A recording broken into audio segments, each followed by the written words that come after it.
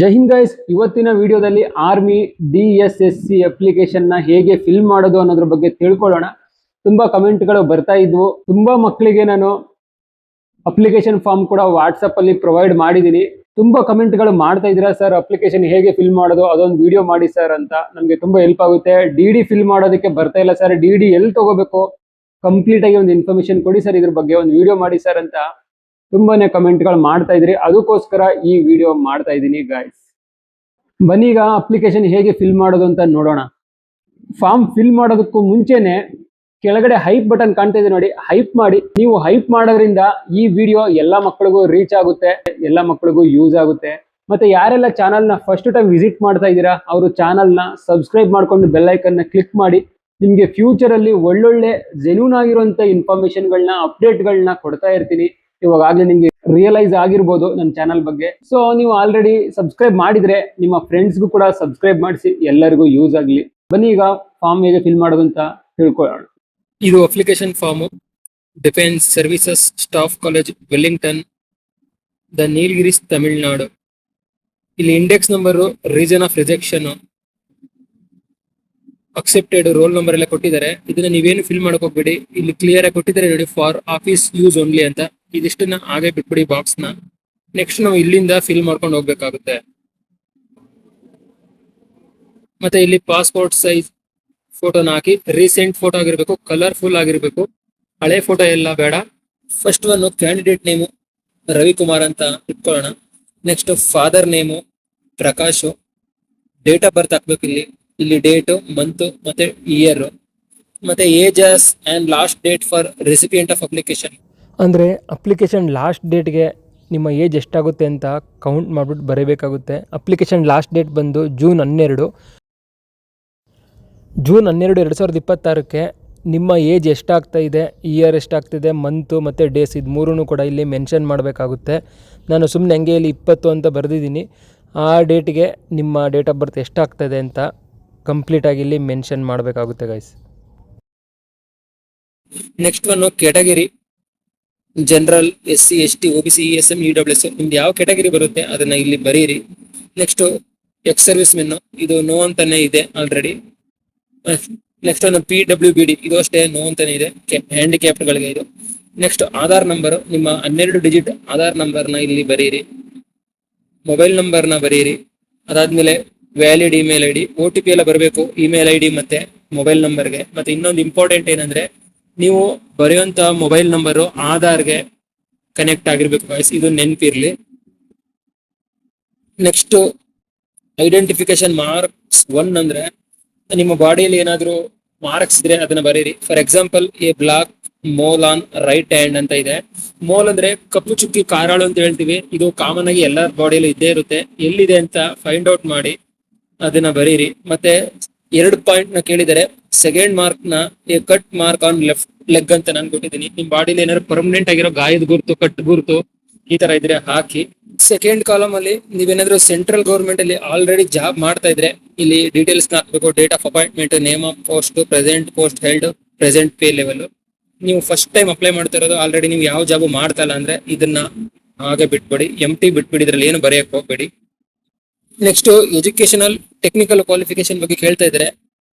First one 10th marks ಬಗ್ಗೆ ಕೇಳ್ತಾ ಇದ್ದಾರೆ. 625 ಇರುತ್ತೆ ಕರ್ನಾಟಕದಲ್ಲಿ, ಇಲ್ಲಿ 625 ಅಂತ ಹಾಕಿ. ಎಷ್ಟು ಮಾರ್ಕ್ಸ್ ತಗೊಂಡಿದೆ ಅದನ್ನ ಹಾಕಿ, ಮತ್ತೆ ಪರ್ಸೆಂಟೇಜ್ ಬರೀರಿ. ಇಯರ್ ಆಫ್ ಪಾಸಿಂಗ್, ಯಾವ ಇಯರ್ ಅಲ್ಲಿ ನೀವು ಪಾಸ್ ಆಗಿದ್ರೆ, ಇದ್ರ 10th ಮಾರ್ಕ್ಸ್ ಕಡೆಯಲ್ಲಿ ಡೀಟೇಲ್ಸ್ ಅಲ್ಲಿ ಇರುತ್ತೆ, ಅದನ್ನ ನೋಡ್ಕೊಂಡು ಬರೀರಿ, ಅಂದಾಜಲ್ಲಿ ಬರೆಯಕ್ ಹೋಗ್ಬೇಡಿ. ನೆಕ್ಸ್ಟ್ 12th ಸೆಕೆಂಡ್ PUC, ಇದು 600 ಮಾರ್ಕ್ಸ್ ಇರುತ್ತೆ. ನೀವು ಎಷ್ಟು ಮಾರ್ಕ್ಸ್ ತಗೊಂಡಿದ್ದೀರಾ, ಪರ್ಸೆಂಟೇಜ್ ಮತ್ತೆ ಪಾಸಿಂಗ್ ಇಯರ್. ನೆಕ್ಸ್ಟ್ ಒಂದು ITI ಅಥವಾ ಡಿಪ್ಲೊಮಾ ಆಗಿದ್ರೆ ಅದರಲ್ಲಿ ಎಷ್ಟು ಮಾರ್ಕ್ಸ್ಗೆ ಆಗುತ್ತೆ ಅದನ್ನ ಬರೀರಿ. ನೀವು ಎಷ್ಟು ಮಾರ್ಕ್ಸ್ ತಗೊಂಡಿದ್ದೀರಾ ಅದನ್ನ ಬರೀರಿ ಇಲ್ಲಿ. ನೆಕ್ಸ್ಟ್ ಪರ್ಸೆಂಟೇಜ್ ಮತ್ತೆ ಪಾಸಿಂಗ್ ಇಯರ್. ಅದಾದ್ಮೇಲೆ ನೀವು ಅಂಡರ್ ಗ್ರಾಜುಯೇಷನ್ ಮಾಡಿದ್ರೆ ಗ್ರಾಜುಯೇಷನ್ ಡೀಟೇಲ್ಸ್ ಹಾಕಿ. ಪೋಸ್ಟ್ ಗ್ರಾಜುಯೇಷನ್ ಆಗಿದ್ರೆ ಅದರದ್ದು ಕೂಡ ಇಲ್ಲಿ ಡೀಟೇಲ್ಸ್ ನ ಹಾಕಿ guys. Next certificate in related fields ಅಂತ ಹೇಳ್ತಿದ್ದಾರೆ.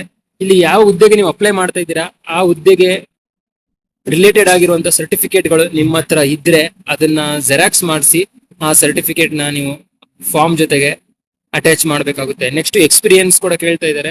ನಿಮ್ಮ ಹತ್ರ ಏನಾದ್ರು ಆ ಜಾಬ್ಗೆ ರಿಲೇಟೆಡ್ ಆಗಿರೋ ಎಕ್ಸ್ಪೀರಿಯನ್ಸ್ ಸರ್ಟಿಫಿಕೇಟ್ ಏನಾದ್ರೆ ನಿಮ್ಮ ಹತ್ರ ಇದ್ರೆ ಅದನ್ನು ಕೂಡ ಜೆರಾಕ್ಸ್ ಮಾಡಿಸಿ ಇದ್ರ ಜೊತೆಗೆ ಅಪ್ಲೈ ಮಾಡಬೇಕಾಗುತ್ತೆ. ನೆಕ್ಸ್ಟ್ ಒನ್ ಪ್ರೆಸೆಂಟ್ ಅಡ್ರೆಸ್ ಕೇಳ್ತಾ ಇದ್ದಾರೆ. ಅದರಲ್ಲಿ ಡೋರ್ ನಂಬರ್ ಬರೀರಿ, ಸ್ಟ್ರೀಟ್ ಬರೀರಿ, ಸೆಕೆಂಡ್ ಮೇನ್ ಸೆಕೆಂಡ್ ಕ್ರಾಸ್ ಯಾವ್ದಿದೆ ಅದು, ವಿಲೇಜ್ ಕೇಳ್ತಾ ಇದ್ದಾರೆ ವಿಲೇಜ್ ಬರೀರಿ, ಸಿಟಿಯಲ್ಲಿ ಇದ್ರೆ ಸಿಟಿ ಏರಿಯಾ ಬರೀರಿ, ವಿಲೇಜ್ ಇದ್ರೆ ವಿಲೇಜ್ ಪೋಸ್ಟ್ ಎರಡನ್ನೂ ಬರೀರಿ, ಮತ್ತೆ ತಾಲೂಕ್ ಬರೀರಿ, ಡಿಸ್ಟಿಕ್, ಇಲ್ಲಿ ಸ್ಟೇಟ್ ಮತ್ತೆ ಪಿನ್ ಕೋಡ್ ಇಲ್ಲಿ ಕೊಟ್ಟಿದ್ರೆ ನೋಡಿ. ಕ್ಯಾಪಿಟಲ್ ಲೆಟರ್ಸ್ ಅಲ್ಲಿ ಬರೀಬೇಕು, ಸ್ಮಾಲ್ ಲೆಟರ್ಸ್ ಅಲ್ಲಿ ಬರೆಯಂಗಿಲ್ಲ. ಅಡ್ರೆಸ್ ಯಾವುದೇ ಕಾರಣಕ್ಕೂ ಸ್ಮಾಲ್ ಲೆಟರ್ಸ್ ಅಲ್ಲಿ ಬರೀಬೇಡಿ. ನೆಕ್ಸ್ಟ್ ಪರ್ಮನೆಂಟ್ ಅಡ್ರೆಸ್, ನೀವು ಏನಿಲ್ಲ present address permanent address same ಆಗಿದ್ರೆ ಇಲ್ಲಿರೋ ಅಡ್ರೆಸ್ನೇ ಇಲ್ಲೂ ಬರೀರಿ, ನೋ ಪ್ರಾಬ್ಲಮ್. ಆದ್ರೆ ಕೆಲವ್ರದ್ದು ಪರ್ಮನೆಂಟ್ ಅಡ್ರೆಸ್ ಬೇರೆ ಇರುತ್ತೆ, ಪ್ರೆಸೆಂಟ್ ಅಡ್ರೆಸ್ ಬೇರೆ ಇರುತ್ತೆ. ಫಾರ್ ಎಕ್ಸಾಂಪಲ್ ನಂದು permanent address Mysuru district HD ಕೋಟೆ ತಾಲೂಕ್ ಅಂತ,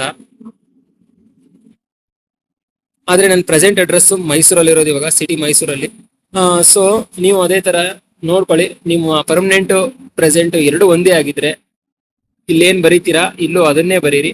ನಿಮ್ದು ಪ್ರೆಸೆಂಟ್ ಬೇರೆ ಪರ್ಮನೆಂಟ್ ಬೇರೆ ಆಗಿದ್ರೆ ಎರಡನ್ನು ಮೆನ್ಷನ್ ಮಾಡಿ. ಇಲ್ಲಿ ತುಂಬಾ ಮಕ್ಕಳು ಅಪ್ಲಿಕೇಶನ್ ಈಸಿಯಾಗಿ ಫಿಲ್ ಮಾಡ್ತಾ ಇದಾರೆ. ಡಿಮ್ಯಾಂಡ್ ಡ್ರಾಫ್ಟ್ ಅಂತ ಇದೆ ನೋಡಿ, ಇಲ್ಲಿ DD ಡೀಟೇಲ್ಸ್, ಇದನ್ನ ಫಿಲ್ ಮಾಡಕ್ಕೆ ಬರ್ತಾ ಇಲ್ಲ. ಇದನ್ನ ಎಲ್ಲಿ ತಗೋಬೇಕು ಅಂತಂದ್ರೆ ಗೊತ್ತಾಗ್ತಾ ಇಲ್ಲ. ಹಾಗಾಗಿ ಈ ವಿಡಿಯೋನ ಮಾಡ್ತಾ ಇದೀನಿ ನಾನು. ನೀವು ನಿಯರ್ ಬೈ ಯಾವುದೇ ಬ್ಯಾಂಕ್ಗೆ ಹೋಗಿ, ಆ ಬ್ಯಾಂಕ್ಗೆ ಹೋಗ್ಬಿಟ್ಟು ನನಗೆ DSSC ಡೈರೆಕ್ಟ್ ರಿಕ್ರೂಟ್ಮೆಂಟ್ 2026 ಈ ಹೆಸರಲ್ಲಿ ಡಿಮ್ಯಾಂಡ್ ಡ್ರಾಫ್ಟ್ ನ ಕೊಡಿ ಅಂತ ಕೇಳಿದ್ರೆ ಅವರು ಕೊಡ್ತಾರೆ. ಇದಕ್ಕೆ ನೀವು 100 ರೂಪಾಯಿನ ಕಟ್ಟಬೇಕಾಗುತ್ತೆ. ಬ್ಯಾಂಕ್ ಅಲ್ಲಿ ಚಲನ್ನ ತಗೊಂಡು ಈ ಹೆಸರಿಗೆ ನನಗೆ DD ನ ಕೊಡಿ 100 ರೂಪಾಯಿಗೆ ಅಂತ ಹೇಳಿದ್ರೆ ಅವರು ಕೊಡ್ತಾರೆ. DSSC direct recruitment 2026. ಅದರಲ್ಲಿ ಪೇಯಬಲ್ ಅಟ್ ಕೆನರಾ ಬ್ಯಾಂಕ್ ಅಂತ ಮೆನ್ಷನ್ ಮಾಡಬೇಕು. ಇದಿಷ್ಟನ್ನ ನೀವು ಮೆನ್ಷನ್ ಮಾಡಿಸಿ DD ನ ತೆಗ್ಸಿದ್ರೆ 100 ರೂಪಾಯಿ ಖರ್ಚಾಗುತ್ತೆ. ಪ್ಲಸ್ ಅದಕ್ಕೆ ಎಕ್ಸ್ಟ್ರಾ ಚಾರ್ಜ್ ಎಲ್ಲ ಬರುತ್ತೆ, 70-80 ರೂಪಾಯಿ, ಟೋಟಲ್ 180 ರೂಪಾಯಿ ಇದಕ್ಕೆ ಆಗುತ್ತೆ ಫೀಸು. ಆರಾಮಾಗಿ DD ನ ನೀವು 10 ನಿಮಿಷದಲ್ಲಿ ಬ್ಯಾಂಕ್ಗೆ ಹೋಗಿ ತಗೋಬಹುದು. ಆ DD ಅಲ್ಲಿ ನಂಬರ್ ಇರುತ್ತೆ, ಆ ನಂಬರ್ನ ಇಲ್ಲಿ ನೀವು ಮೆನ್ಷನ್ ಮಾಡಬೇಕು. ಯಾವ ಬ್ಯಾಂಕ್ ಅಲ್ಲಿ ತಗೊಂಡ್ರಿ ಆ ಬ್ಯಾಂಕ್ ಹೆಸರಲ್ಲಿ ಹಾಕ್ಬೇಕು, ಮತ್ತೆ DD ಯಾವ ಡೇಟ್ ಅಲ್ಲಿ ತಗೊಂಡ್ರಿ ಆ ಡೇಟ್ ನ ಇಲ್ಲಿ ಹಾಕ್ಬೇಕು. ಮತ್ತೆ ಆ ಒರಿಜಿನಲ್ DD ನ ನೀವು ಅಪ್ಲಿಕೇಶನ್ ಜೊತೆಗೆ ಪೋಸ್ಟ್ ಮಾಡಬೇಕಾಗುತ್ತೆ ಗೈಸ್. ಅದ್ರದ್ದು ಒಂದು ಜೆರಾಕ್ಸ್ ಮಾಡಿಸಿ ನಿಮ್ಮ ಹತ್ರ ಇಟ್ಕೊಳ್ಳಿ ಫ್ಯೂಚರ್ ಪರ್ಪಸ್ಗೆ. ಮತ್ತೆ ಇಲ್ಲಿ ಪ್ಲೇಸ್ ಹಾಕಿ, ನಿಮ್ದು ಯಾವ ಊರು, ಯಾವ ಡೇಟ್ ಅಲ್ಲಿ ನೀವು ಅಪ್ಲಿಕೇಶನ್ ನ ಪೋಸ್ಟ್ ಮಾಡ್ತೀರಾ ಆ ಡೇಟ್ ಇಲ್ಲಿ ಹಾಕಿ, ಮತ್ತೆ ಇಲ್ಲಿ ನಿಮ್ಮ ಸೈನ್ ಮಾಡಿ. ಸೈನು ಕರೆಕ್ಟ್ ಆಗಿರ್ಲಿ ಗೈಸ್, ಯಾಕೆಂದ್ರೆ 5 ರಿಂದ 6 ಕಡೆ ನೀವು ಮುಂದೆ ಫ್ಯೂಚರ್ ಅಲ್ಲಿ ಸೈನ್ಗಳನ್ನ ಮಾಡ್ತಾ ಇರಬೇಕಾಗುತ್ತೆ. ಒಂದೊಂದ್ ಕಡೆ ಒಂದೊಂದ್ ತರ ಮಾಡಿದ್ರೆ ವೇರಿಯೇಷನ್ ಆಗುತ್ತೆ, ಅವರು ನಿಮ್ಮ ಮೇಲೆ ಡೌಟ್ ಪಡ್ತಾರೆ. ಹಾಗಾಗಿ ಮುಂದೆ ಪ್ರಾಬ್ಲಮ್ ಆಗೋದು ಬೇಡ, ಅದಕ್ಕೋಸ್ಕರ ಸೈನ್ ಒಂದೇ ತರ ಮಾಡಿ ಎಲ್ಲಾ ಕಡೆನೂ. ಬೇಕಾದ್ರೆ ಇವಾಗ ಇಲ್ಲಿ ಸೈನ್ ಮಾಡ್ತಿರಲ್ವಾ, ಇದರದ್ದು ಫೋಟೋ ತೆಗೆದು ಇಟ್ಕೊಳ್ಳಿ. ಇದೇ ತರ ಸೈನು ನೆಕ್ಸ್ಟ್ ನೀವು ಮುಂದೆ ಹೋದಾಗ ಅದೇ ತರ ಇರಬೇಕು, ವೇರಿಯೇಷನ್ ಆಗ್ಬಾರ್ದು ಗೈಸ್. ಸೈನ್ ತುಂಬಾ ಇಂಪಾರ್ಟೆಂಟ್ ಆಗುತ್ತೆ ಇಲ್ಲಿ. ನೀವು ಸ್ಕ್ರೀನ್ ಅಲ್ಲಿ ನೋಡ್ತಿರ್ಬೋದು, ಇದು SBI ಬ್ಯಾಂಕ್ ಅಲ್ಲಿ ತಗೊಂಡಿರುವಂತ DD. ಇದರಲ್ಲಿ ಮೇಲ್ಗಡೆ ನೋಡಿ ರೈಟ್ ಸೈಡ್ ಅಲ್ಲಿ DD ನಂಬರ್ ಇದೆ, ಡೇಟ್ ಇದೆ. ಆ ಡೇಟ್ ನಂಬರ್ನೆಲ್ಲ ಇಲ್ಲಿ ಮೆನ್ಷನ್ ಮಾಡಬೇಕಾಗುತ್ತೆ. ಬ್ಯಾಂಕ್ ಹೋಗ್ಬಿಟ್ಟು ಒಂದು ಡೆಪಾಸಿಟ್ ಫಾರ್ಮ್ ನ ತಗೊಂಡು ಅದರಲ್ಲಿ ಈ ಡೀಟೇಲ್ಸ್ನೆಲ್ಲ ಹಾಕ್ಬೇಕು. DSSC direct recruitment 2026 payable at Canara bank ಅಂದ್ಬಿಟ್ಟು ಬರೆದ್ಬಿಟ್ಟು ಈ ಹೆಸರಿಗೆ ನೀವು DD ನ ತಗೋಬೇಕಾಗುತ್ತೆ ಗೈಸ್. ಇನ್ನೊಂದ್ಸಲ ಹೇಳ್ತಾ ಇದ್ದೀನಿ, DSSC ಡೈರೆಕ್ಟ್ ರಿಕ್ರೂಟ್ಮೆಂಟ್ 2026 ಈ ಹೆಸರಲ್ಲಿ ನೀವು DD ನ ತಗೋಬೇಕಾಗುತ್ತೆ. ನೀವು ಯಾವ ಬ್ಯಾಂಕ್ ಆದ್ರೂ ಹೋಗಿ, SBI ಆಯ್ತು, Canara bank, Punjab national bank, HDFC, Axis bank, union bank, ನೀವು ಎನಿವನ್ ನಿಮ್ಮ ನಿಯರೆಸ್ಟ್ ಯಾವ ಬ್ಯಾಂಕ್ ಆದ್ರೂ ಹೋಗಿ ನಿಮ್ಗೆ ಈಸಿಯಾಗಿ DD ನ ತಗೋಬಹುದು. ಮತ್ತೆ DD ನ ಫಿಲ್ ಮಾಡಿದ್ಮೇಲೆ ಅದ್ರದ್ದು ಒರಿಜಿನಲ್ ನೀವು ಪೋಸ್ಟ್ ಅಲ್ಲಿ ಡಾಕ್ಯುಮೆಂಟ್ ಜೊತೆಗೆ ಅಪ್ಲೈ ಮಾಡಬೇಕಾಗುತ್ತೆ. ಅದ್ರದ್ದು ಒಂದು ಜೆರಾಕ್ಸ್ ಮಾಡಿಸಿ ಇಟ್ಕೊಂಡು ಫ್ಯೂಚರ್ ರೆಫರೆನ್ಸ್ಗೆ ನಿಮ್ಗೆ ಈಸಿ ಆಗುತ್ತೆ ಗೈಸ್. ಮತ್ತೆ ಇದಕ್ಕೆ 100 ರೂಪಾಯಿ ಫೀಸ್ ಆಗುತ್ತೆ. 100 ರೂಪಾಯಿ ಅಮೌಂಟ್ಗೆ DD ನ ತಗೋಬೇಕಾಗುತ್ತೆ. ಅದ್ರ ಜೊತೆಗೆ 70 ರಿಂದ 80 ರೂಪಾಯಿ ಎಕ್ಸ್ಟ್ರಾ ಚಾರ್ಜ್ ಆಗುತ್ತೆ. 200 ರೂಪಾಯಿ ಒಳಗಡೆ ನಿಮ್ಗೆ DD ನ ಈಸಿಯಾಗಿ ತಗೋಬಹುದು ಗೈಸ್. ಇದಿಷ್ಟು ಇವತ್ತಿನ DSSC ಫಾರ್ಮ್ ಹೇಗೆ ಫಿಲ್ ಮಾಡೋದು ಅನ್ನೋದೊಂದು ವಿಡಿಯೋ ಆಗಿತ್ತು. ವಿಡಿಯೋ ಇಷ್ಟ ಆಗಿದ್ರೆ ವಿಡಿಯೋನ ಲೈಕ್ ಮಾಡಿ, ಮತ್ತೆ ನಿಮ್ಮ ಎಲ್ಲ ಫ್ರೆಂಡ್ಸ್ಗೂ ಶೇರ್ ಮಾಡಿ. ಮತ್ತೆ ಯಾರೆಲ್ಲ ಚಾನಲ್ನ ಫಸ್ಟ್ ಟೈಮ್ ವಿಸಿಟ್ ಮಾಡ್ತಾ ಇದ್ದೀರಾ ಅವರು ಚಾನಲ್ನ ಸಬ್ಸ್ಕ್ರೈಬ್ ಮಾಡಿಕೊಂಡು ಬೆಲ್ ಐಕನ್ನ ಕ್ಲಿಕ್ ಮಾಡಿ. ಇಲ್ಲಿ ಕೆಳಗಡೆ ಹೈಪ್ ಬಟನ್ ಕಾಣ್ತಾ ಇದೆ ನೋಡಿ, ಹೈಪ್ ಮಾಡಿ. ನೀವು ಹೈಪ್ ಮಾಡೋದ್ರಿಂದ ಈ ವಿಡಿಯೋ ಎಲ್ಲ ಮಕ್ಕಳಿಗೂ ರೀಚ್ ಆಗುತ್ತೆ, ಎಲ್ಲರಿಗೂ ಯೂಸ್ ಆಗುತ್ತೆ ಗೈಸ್. ಇದೇ ತರ ಹೊಸ ಅಪ್ಡೇಟ್ ನೊಂದಿಗೆ ನೆಕ್ಸ್ಟ್ ವಿಡಿಯೋದಲ್ಲಿ ಸಿಗ್ತೀನಿ. ಅಲ್ಲಿವರೆಗೂ ಟೇಕ್ ಕೇರ್. ಜೈ ಹಿಂದ್.